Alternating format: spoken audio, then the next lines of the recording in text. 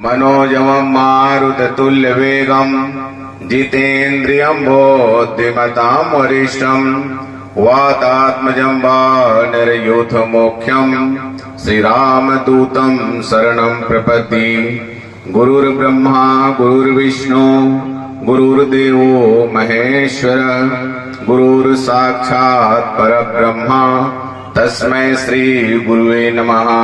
प्रेम छोले श्याम रामचंद्र की, सदगुरु कबीर साहिब की, गौ माता की। धर्म मंच पे उपस्थित नादिया कबीर मठ के 13वें आचार्य पंत श्री हुजूर मंगल साहिब जी,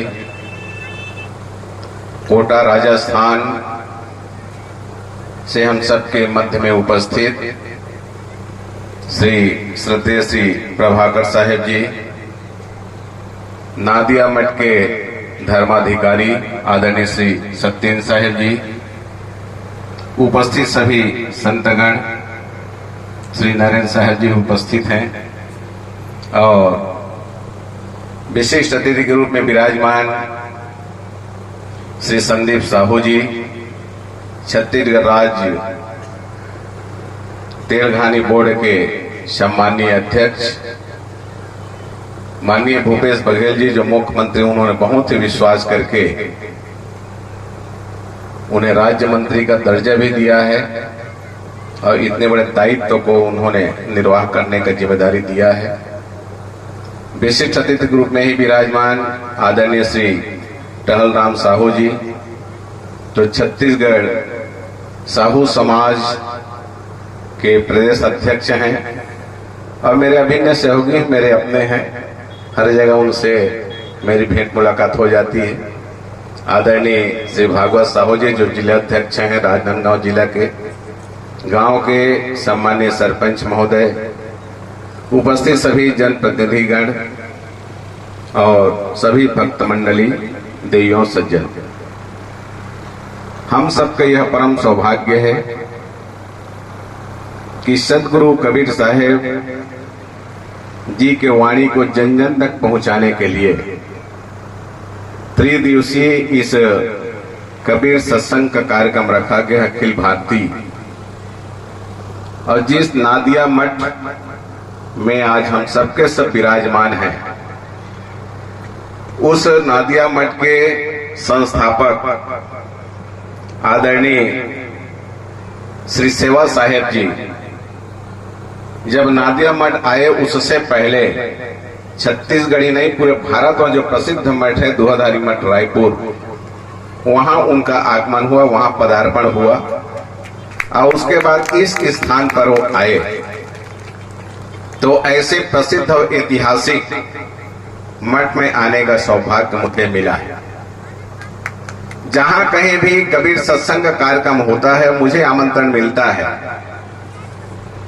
तो सारे काम को छोड़कर के वहां जाने का मैं प्रयत्न करता हूं। मैं बहुत बहुत धन्यवाद साधुवाद देना चाहता हूं आदरणीय टहल जी को और आदरणीय संदीप साहू जी को, जिन्होंने मुझे यहां आने का अवसर प्राप्त उन्होंने प्रदान किया है।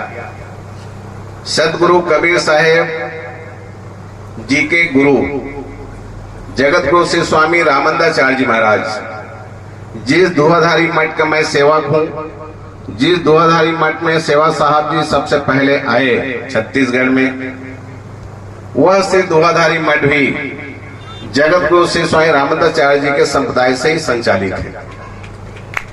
सदगुरु कबीर साहब ने स्वयं कहा इस बात को कि काशी में हम प्रकट भयो स्वामी रामानंद चेताए। तो इस हिसाब से भी यदि हम देखें तो कबीर पंथ के जितने भी अनुयायी हैं वो और हम आपस में गुरु भाई हैं, उस नाते से भी हम देखें तो ऐसे कबीर साहब जी के इस सत्संग में आने का सौभाग्य प्राप्त हुआ है। वो कबीर साहब जो सबको समान रूप से देखा करते थे। कबीर साहब ने जब बोलना शुरू किया तो उन्होंने ये नहीं देखा कि कौन सुनेगा तो उसको क्या लगेगा। उन्होंने जो कुछ भी समाज का देखा उन्होंने उसको बोला। सतगुरु कबीर साहब की समय कहा जाता है कि कबीरा खड़ा बाजार में मांगे सबकी खैर, ना काहू से दोस्ती ना काहू से बैर। ये कबीर साहब की वाणी है। इसी बात को गोस्वामी तुलसीदास जी महाराज ने श्री रामचरितमानस में अपने भाषा में उन्होंने कहा कि सी राम मैं सब जगह जानी, करहु प्रणाम जोर जुग पानी। कि जहां तक भी मेरी नजर जा रही है, चाहे वो जड़ हो या चेतन, मैं उसमें भगवान राम का और माता सीता जी के ही झांकी देखो, दूसरा कुछ भी नहीं। इसी बात को संस्कृत के विद्वानों ने कहा कि सर्वे भवन्तु सुखिनः, सर्वे सन्तु निरामया, सर्वे भद्राणि पश्यन्तु, मां कश्चित् दुर्भाग् भवेत्। ये 3 प्रकार की बातें, लेकिन सबका अर्थ एक ही है। कबीर साहब ने कहा ना काहू से दोस्ती ना काहू से बैर। इसी बात को गोस्वामी तुलसीदास जी ने कहा, इसी बात को संस्कृत के विद्वानों ने कहा। और अपने गुरु के प्रति कितनी आगाध श्रद्धा सतगुरु कबीर साहब की। सतगुरु कबीर साहब स्वयं कहते इस बात को कि 7 समुद्र की मसी करो, लेखनी सब पन राय, सारे धरती कागज करो, तब भी गुरु बिना लिखा न जाए। ये सतगुरु कबीर साहब का सोच और अपने गुरु के प्रति उनकी आस्था श्रद्धा कि एक तो दवा कौन कहे। यदि 7 समुद्र जो हमारे वेदों पुराण वर्णन है, वो 7 समुद्र की यदि मैं मसी बना लूं, स्याही बना लूं, जितने जंगल में पेड़ है उसका भी यदि मैं लेखनी बना दूं, और एक तो ताव कागज कौन कहे, 2-4 पुस्तक कौन कहे, कापी कौन कहे, ये सारे धरती को भी मैं कागज बना लूं, तब भी गुरु के जो गुण है, वो जो महत्ता है, उसको मैं लिख नहीं पाऊंगा, कुछ न कुछ कमी रह ही जाएगा। ये सतगुरु कबीर साहब की सोच, उनकी गुरु प्रति आस्था और श्रद्धा। आप पूरा कबीर वाणी पढ़ लीजिए, बीजक पढ़ लीजिए, सब चीज पढ़ लीजिए, लेकिन कहीं ये पता नहीं लगता कि सतगुरु कबीर साहब जी की शिक्षा कितनी थी, वो पढ़े कितना थे, ये आज तक पता नहीं लग पाया। लेकिन सतगुरु कबीर साहब स्वयं कहते इस बात को कि मसी कागज छुयो नहीं।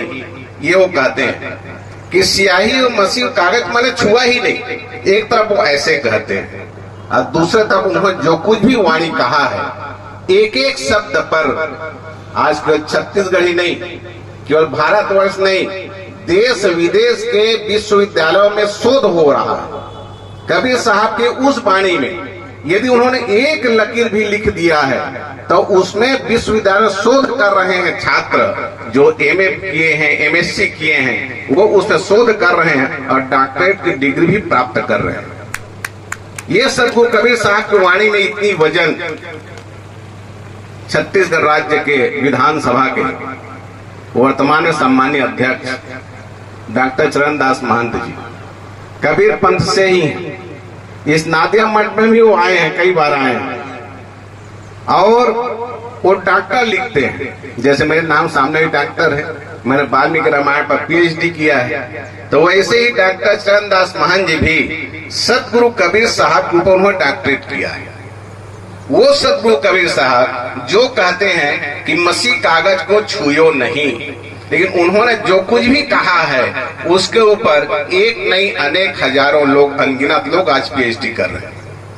ऐसे सतगुरु कबीर साहब की वाणी को जन जन तक पहुंचाने के लिए यह अखिल भारतीय संत सम्मेलन का आयोजन किया गया है, और यह 199 संत सम्मेलन आने वाले समय में, जय धर्माधिकारी साहब सत्येंद्र साहब ने कहा कि यह जो कार्यक्रम हम देख रहे हैं, यह तो केवल एक झलक है। जब हम 200वीं वर्ष मनाएंगे और 2024 में जब ये आयोजन होगा, तो निश्चित रूप से वह बहुत विशाल भव्य होगा, ऐसे उनका सोच है। मैं भगवान राघवेंद्र सरकार जी से, गौ माता जी से और संत कबीर साहब जी से मैं प्रार्थना करना चाहता हूं कि जो अभिलाषा आदरणीय सत्येंद्र साहब की है निश्चित रूप से वैसे ही विशाल हो।